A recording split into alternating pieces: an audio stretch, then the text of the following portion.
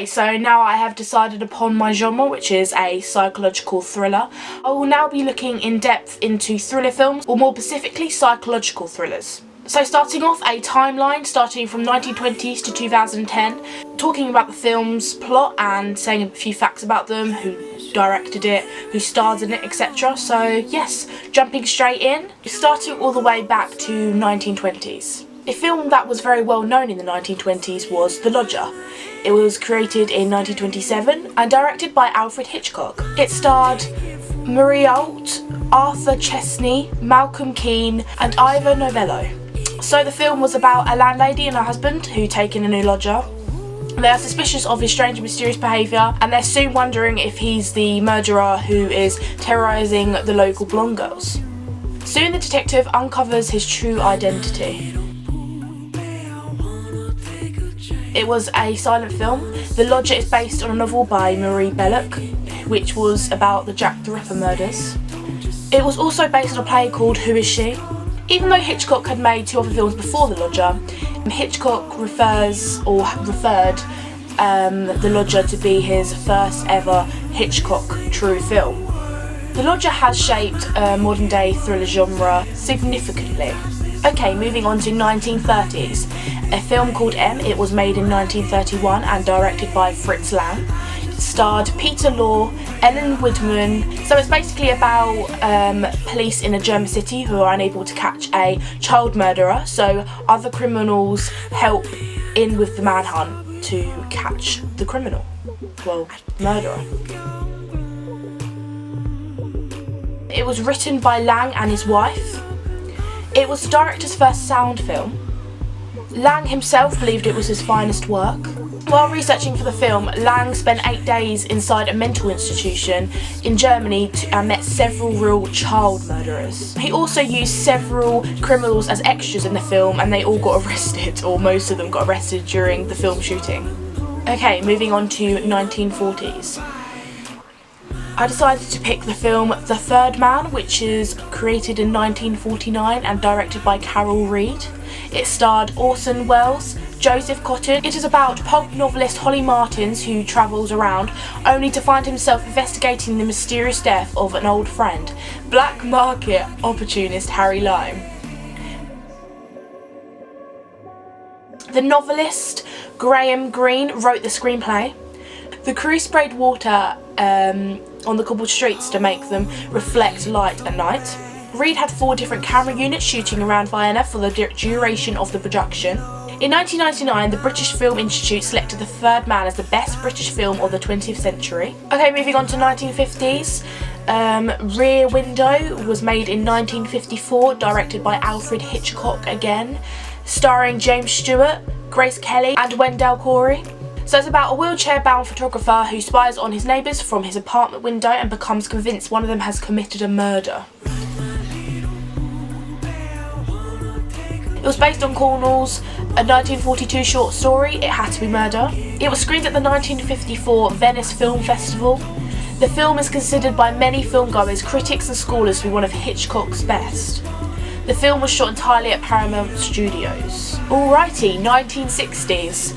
Psycho, created in 1960, directed by Alfred Hitchcock again, starring Anthony Perkins, Janet Leigh and Vera Miles.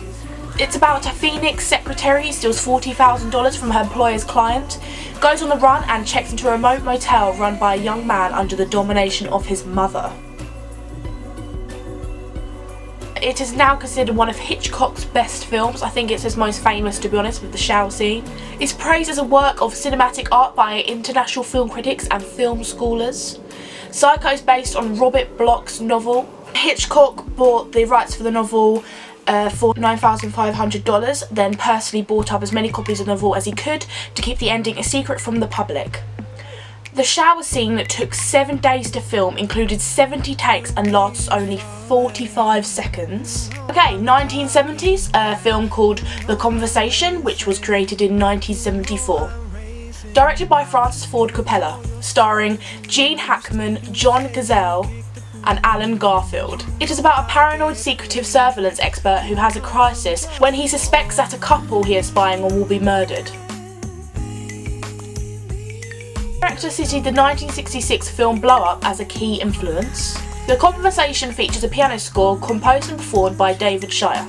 And The Conversation won the 1974 Palme d'Or at the Cannes Film Festival. And moving on to 1980s, The Shining.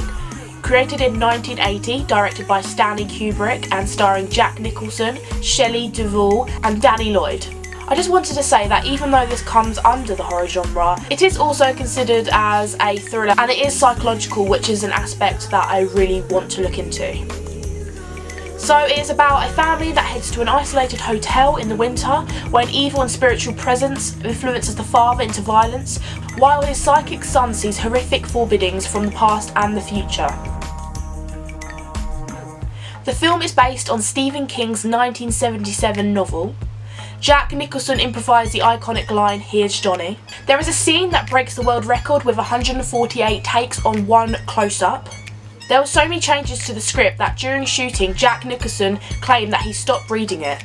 He would only read the new pages that were given to him each day. Also, the door that Jack chops down at the end is actually a real door.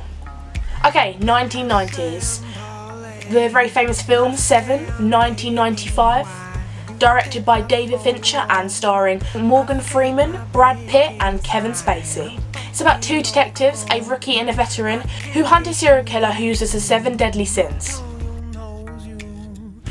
Brad Pitt actually broke his arm when filming in the rain, where he chases John Doe, and so the injury was written into the script.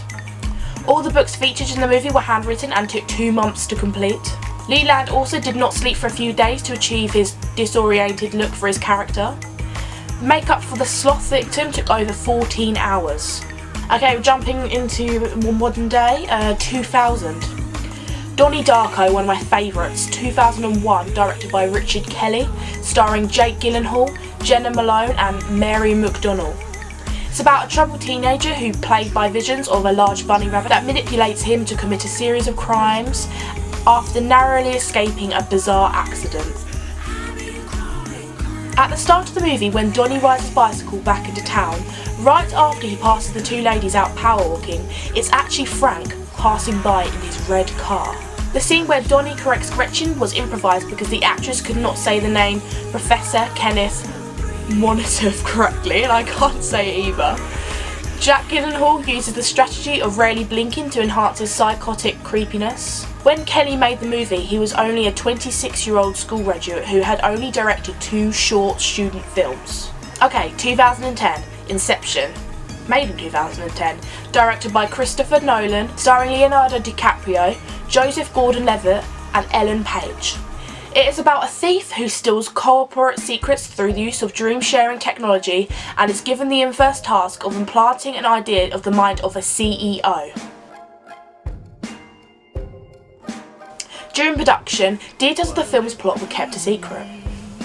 Christopher Nolan had said that the snow-based third-level dream was inspired by his favourite James Bond film, On Her Majesty's Secret Service, which was made in 1969. It took 10 years for Christopher Nolan to write screenplay for this movie. Former The Smiths guitarist Johnny Marr played the guitar on some of the film's soundtracks. Okay, that's all my films in my timeline. I very much hope you enjoyed this. My next video will be about the history of the thriller genre, and there'll be many more to come, so keep your eyes peeled, stay tuned, and thank you very much.